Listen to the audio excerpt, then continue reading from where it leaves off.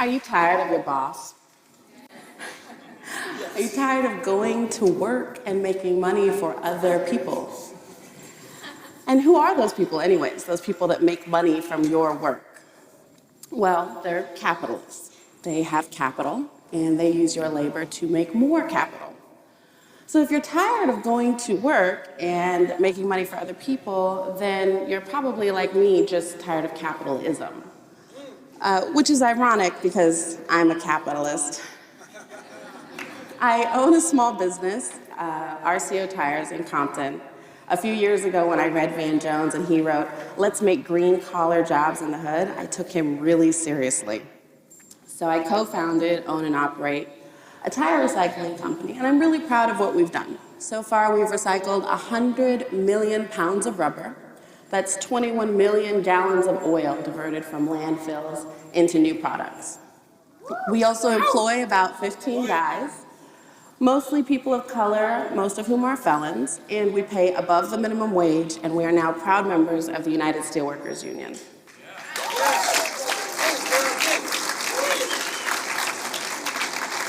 Now, RCO is not a cooperative now. It's a privately held company with community-minded ownership.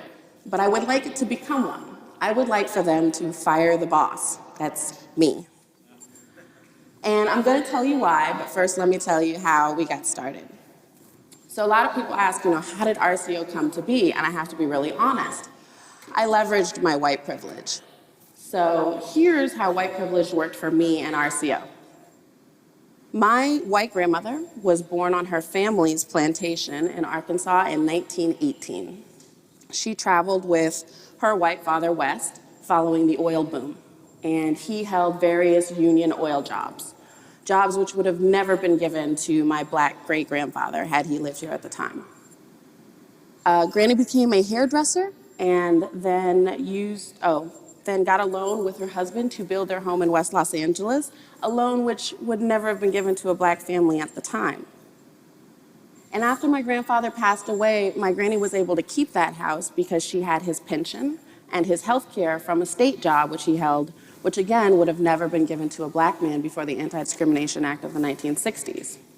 So you fast forward 30 years and I graduate and I want to start my own business with a pile of debt and a credit card and no experience in the tire industry. But I had what most people didn't have. I had a clean, safe, free place to live. I moved in with my grandmother, and I was able to rent our first warehouse, buy our first truck, pay our first employees, because I didn't have to worry about paying myself, because I didn't need to feed myself, because I am the direct beneficiary of generations of white privilege.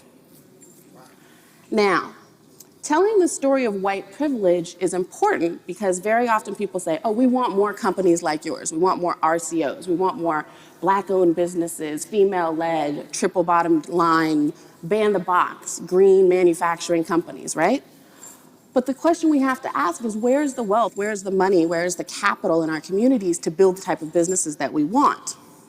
And in telling the story of the white side of my family, I named a dozen ways where blacks were excluded from the economy, whereas the white side of my family was able to gain access and traction and build wealth.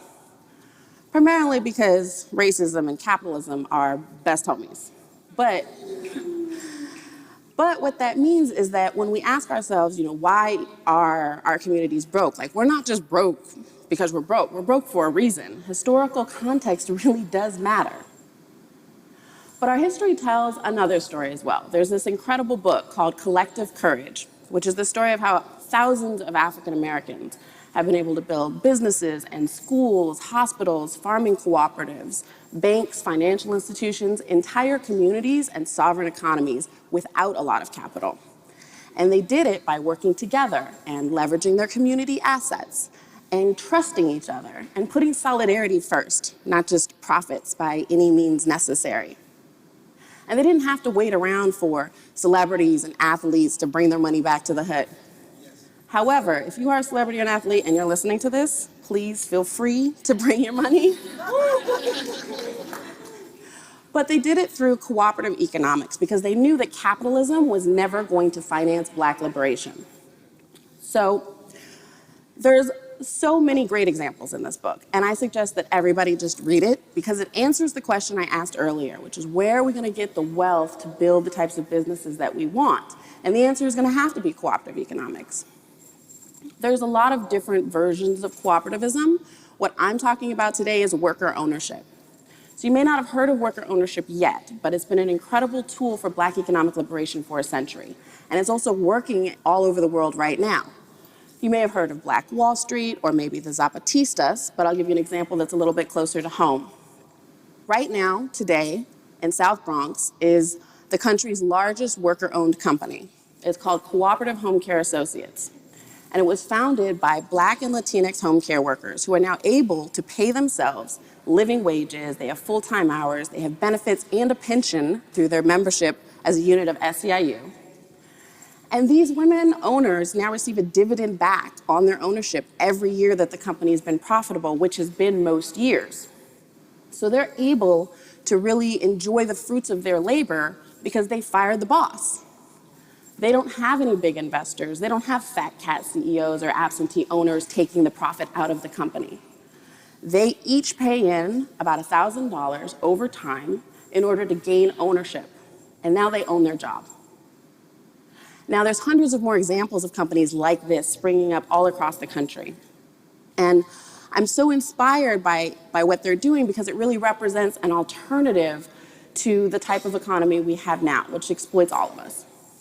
It also represents an alternative to waiting around for big investors to bring chain stores or big box stores to our communities, because honestly, those types of developments, they steal resources from our communities. They put our mom and pop shops out of business, they make our entrepreneurs into wage workers, and they take money out of our pocket and send it to their shareholders. So I was so inspired by all of these stories of resistance and resilience that I got together with a few people here in Los Angeles, and we've created LUCI. LUCI stands for the Los Angeles Union Cooperative Initiative. And our objective is to create more worker-owned businesses here in Los Angeles. So far in the last year, we've created two: Pacific Electric, an electrical company, and Vermont Gauge Car Wash, which is right here in South Central. Some of you guys might be familiar with it. Yes. This long-time car wash is now owned and operated by its 20 workers, all of whom are union members as well.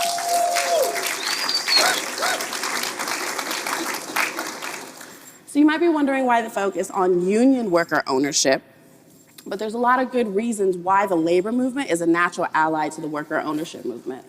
In order to build these companies that we want in our community, we're going to need a few things. We're going to need money, we're going to need people, and we're going to need training. Unions have all of those things.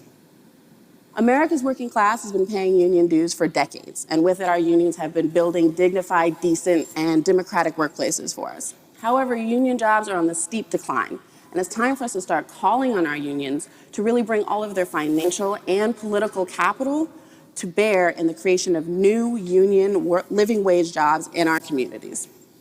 Also, union halls are full of union members who understand the importance of solidarity and the power of collective action. These are the types of folks that want more union businesses to exist, so let's build them with them. Learning from our unions, learning from our past, learning from our peers are all going to be very, very important to our success, which is why I'd like to leave you with one last example and a vision for the future. And that vision is Mondragon, Spain. Mondragon, Spain is a community built entirely around worker cooperatives. There's 260 plus businesses here, manufacturing everything from bicycles to washing machines to transformers. And this group of businesses now employs 80,000 people and earns more than 12 billion euro in revenue every year. And all of the companies there are owned by the people that work in them. They've also built universities and hospitals and financial institutions. I mean, imagine if we could build something like this in South Central. The late mayor of Jackson had a similar idea.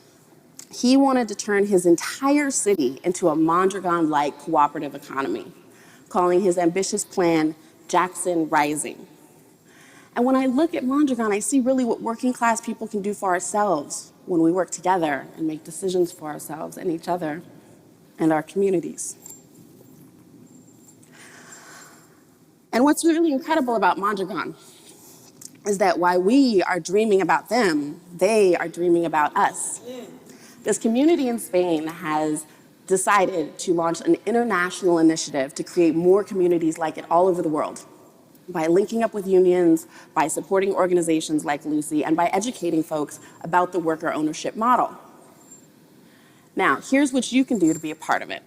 If you are a union member, go to your union meetings and make sure that your union has a worker ownership initiative and become a part of it. If you're an entrepreneur, if you have a small business or you're interested in starting one, then link up with Lucy or another organization like us to help you get started on the cooperative model. If you're a politician or you work for one or you just like talking to them, please get the city, state, federal, and county legislation passed that we need in order to fund and support worker-owned businesses. And for everybody else, learn about our history, learn about our models, and seek us out so that you can support us, you can buy from us, invest in us, lend to us, and join us, because it's really going to take all of us in order to build the more just and sustainable and resilient economy that we want for ourselves and our children. And with that, I would like to leave you with a quote from Arundhati Roy. And she writes, "Our strategy should not be only to confront the empire, but to lay siege to it, to deprive it of oxygen, to mock it, to shame it with our art, our literature, our music, our brilliance, our joy, our sheer relentlessness, and our ability to tell our own stories, not the stories that we're being brainwashed to believe. The corporate revolution will collapse if we refuse to buy what they're selling. Their ideas, their version of history, their wars, their weapons, their sense of inevitability. Because know this, they be few and we be many. They need us more than we need them. Another world is not only possible, she's on her way. And on a quiet day, I can hear her breathing. Thank you.